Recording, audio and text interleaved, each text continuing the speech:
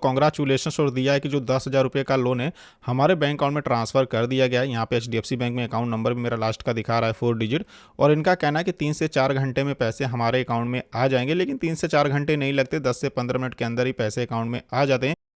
अगर आप भी चोला वन एप्लीकेशन से पर्सनल लोन के लिए अप्लाई करना चाहते हैं तो आज की इस वीडियो में आपको चोला वन एप्लीकेशन से लोन अप्लाई करने का पूरा प्रोसेस बताऊंगा। क्या क्या प्रोसेसिंग फीस लगेगा, रेट ऑफ इंटरेस्ट कितना लगेगा और मैक्सिमम कितने अमाउंट तक आप लोन ले सकते हैं, ये सारी चीजें मैं आपको बताऊंगा। चोला वन एप्लीकेशन से लोन अप्लाई करने के लिए सबसे पहले अपने मोबाइल के प्ले स्टोर से चोला वन इस एप्लीकेशन को इंस्टॉल करेंगे। इंस्टॉल करने के बाद ओपन करेंगे। ओपन करने के बाद देखेंगे तो आपसे कुछ परमिशन मांगता है, जैसे आपके नोटिफिकेशंस की, तो अलाउ के ऑप्शन पे क्लिक करेंगे और सारे परमिशंस को अलाउ करेंगे। सारे परमिशंस को अलाउ करने के बाद कुछ इस तरह से इसका डैशबोर्ड देखने को मिलेगा।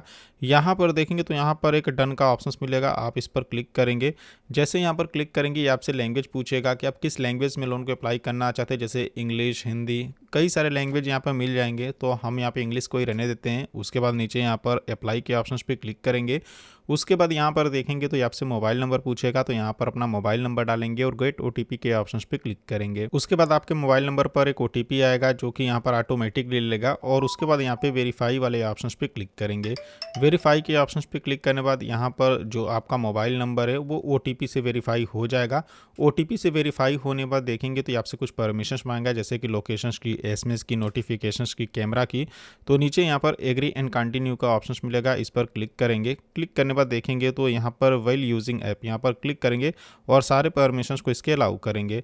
सारे परमिशंस को अलाउ करने के बाद देखेंगे तो इसके होम स्क्रीन पर आएंगे। कुछ इस तरह से इसका डैशबोर्ड देखने को मिलेगा। यहाँ पर एक कट का ऑप्शन मिलेगा, यहाँ से इसको कट करिएगा और कट करने के बाद देखेंगे लोन प्रोडक्ट में यहाँ से आप पर्सनल लोन के लिए अप्लाई कर सकते हैं। होम लोन चाहिए तो वो भी आप यहाँ पे अप्लाई कर सकते हैं।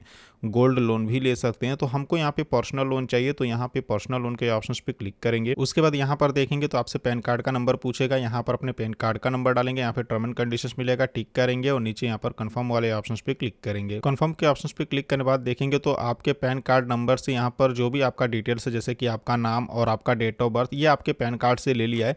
बस यहाँ पे जेंडर सेलेक्ट करना होगा कि आप मेल है कि फीमेल है, वो सेलेक्ट करेंगे। यहाँ पर देखेंगे तो आपसे एरिया का पिन कोड पूछेगा, जो भी आपका कम्युनिकेशन एड्रेस यानी करंट एड्रेस होगा, तो जो भी आपके एरिया का पिन कोड है उसको यहाँ पे डालेंगे और नीचे यहाँ पर कंफर्म वाले ऑप्शंस पे क्लिक करेंगे। उसके बाद यहाँ पर एम्प्लॉयमेंट टाइप पूछ रहा है, यानी आप काम क्या करते हैं, जैसे कि सैलरीड है, प्रोफेशनल है या सेल्फ एम्प्लॉयड है, जो भी काम करते हैं यहाँ पे सिलेक्ट करेंगे। यहाँ पे जैसे कि हमने सैलरीड को सिलेक्ट किया है तो इसमें पूछ रहा है कि आप गवर्नमेंट कंपनी में काम करते हैं या फिर यहाँ पे नॉन गवर्नमेंट यानी प्राइवेट किसी कंपनी में। तो जिनका हम लोन अप्लाई कर रहे हैं वो नॉन गवर्नमेंट कंपनी में काम करते हैं यानी प्राइवेट कंपनी में काम करते हैं, तो हम यहाँ पे नॉन गवर्नमेंट को सिलेक्ट किए हैं। बाकी यहाँ पर नीचे आपसे कंपनी का नाम पूछेगा, तो जो भी आपकी कंपनी का नाम होगा जहाँ पर आप काम करते हैं उस कंपनी का नाम डालेंगे। मंथली सैलरी पूछ रहा है कि आपकी मंथली सैलरी कितनी, महीने में कितना कमाते वो यहाँ पे बताएंगे। टोटल अमाउंट यहाँ पे पूछ रहा है, मान लीजिए अब से पहले आपने किसी बैंक या एप्लीकेशन से लोन लिया है और उसका अगर मंथली ईएमआई पे कर रहे हैं तो महीने में टोटल आप जितना भी लोन लिए होंगे सब मिलाकर जितना भी ईएमआई महीने का पे करते हैं वो यहाँ पे अमाउंट डालेंगे।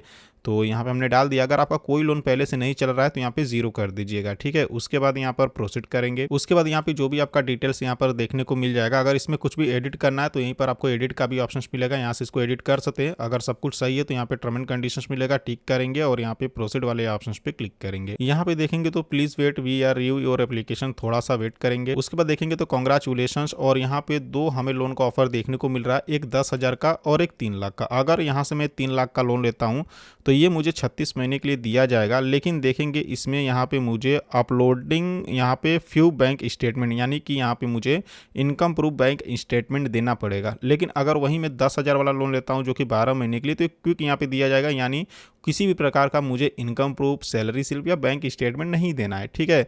तो आपको भी इसी तरह से 2 तरह का लोन दिखाया जाएगा। अगर आपको बड़े अमाउंट का लोन चाहिए तो इनकम प्रूफ देना होगा, अगर छोटे अमाउंट का लोन चाहिए जैसे 10,000 20,000 तब आपको कोई इनकम प्रूफ नहीं देना पड़ेगा। तो हमें 10,000 का ही लोन चाहिए, तो चलिए यहाँ पे हम प्रोसीड वाले ऑप्शन पे क्लिक करते हैं। उसके बाद देखेंगे तो यहाँ पर आपको अपने आधार और पैन कार्ड का डिटेल्स देना होगा, एड्रेस प्रूफ वेरीफाई करना होगा, फिर पैन कार्ड को वेरीफाई करना होगा, फिर सेल्फी लेना होगा।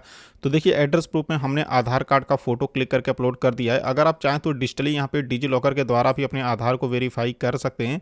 आधार को वेरीफाई करने के बाद यहाँ पर पैन कार्ड का फोटो अपलोड करेंगे, फिर यहाँ पर सेल्फी वाला ऑप्शन आएगा, तो यहाँ पर क्लिक करके अपनी एक अच्छी सी सेल्फी लीजिएगा और उसको अपलोड करेंगे। जैसे यहाँ पे सेल्फी अपलोड कर लेंगे देखेंगे केवाईसी एड्रेस आ जाएगा, यानी जो भी आपके आधार कार्ड का एड्रेस है यहाँ पर पूरा एड्रेस आ जाएगा।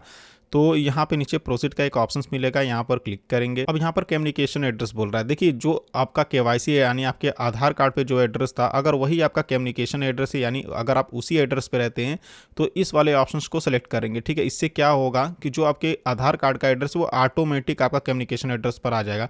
लेकिन मान लीजिए कि आपका करंट एड्रेस कहीं और है और आपके आधार कार्ड का एड्रेस कहीं और है, तो फिर इसको अनटिक करेंगे। फिर यहाँ पर जो भी आपका करंट एड्रेस होगा, मतलब जहाँ पे आप रहते हैं वहाँ का एड्रेस यहाँ पे डालना पड़ेगा। ठीक है, उसके बाद यहाँ पे नीचे देखेंगे तो प्रोसीड का ऑप्शन मिलेगा, यहाँ पर क्लिक करेंगे। अब यहाँ पे देखेंगे तो आप जितना भी लोन के लिए एलिजिबल होंगे वो अमाउंट बता देगा। जैसे कि हम 10,000 रुपये लोन के लिए एलिजिबल हैं, देख सकते हैं इस लोन को मैं कम से कम 3 महीने और ज़्यादा 12 महीने के लिए ले सकता हूँ।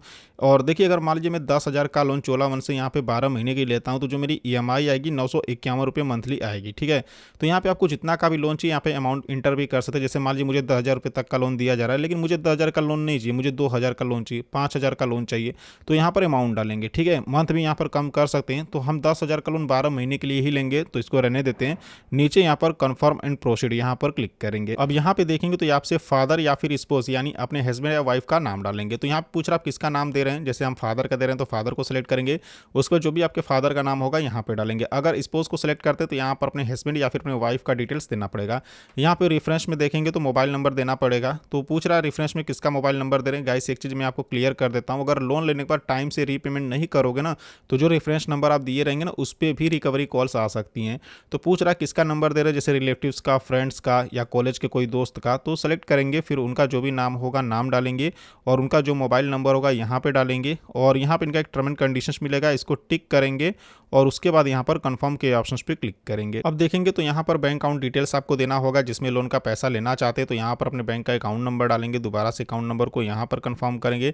यहाँ पर बैंक का IFSC कोड बोल रहा है तो बैंक का IFSC कोड यहाँ पर डालेंगे। यहाँ पे जो भी आपके बैंक का नाम है जैसे SBI, HDFC जो भी बैंक का नाम है वो यहाँ पे डालेंगे और नीचे यहाँ पे प्रोसीड के ऑप्शंस पे क्लिक करेंगे। प्रोसीड के ऑप्शंस पे क्लिक करने के बाद देखेंगे तो हमारा लोन 10,000 का अप्रूव हो चुका है, जो कि 12 महीने के लिए ले रहे हैं। 951 रुपये हर महीने मेरी EMI आएगी।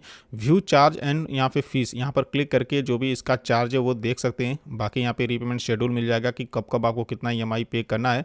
तो नीचे यहाँ पे एक टर्म एंड कंडीशंस मिलेगा, I confirm loan section details, यहाँ पे टिक करेंगे और कंफर्म के ऑप्शंस पे क्लिक करेंगे। फाइनली देखेंगे तो कांग्रेचुलेशंस और दिया है कि जो 10,000 रुपये का लोन है हमारे बैंक अकाउंट में ट्रांसफर कर दिया गया है। यहाँ पे HDFC बैंक में अकाउंट नंबर भी मेरा लास्ट का दिखा रहा है 4 डिजिट, और इनका कहना है कि 3 से 4 घंटे में पैसे हमारे अकाउंट में आ जाएंगे। लेकिन 3 से 4 घंटे नहीं लगते, 10 से 15 मिनट के अंदर ही पैसे अकाउंट में आ जाते हैं।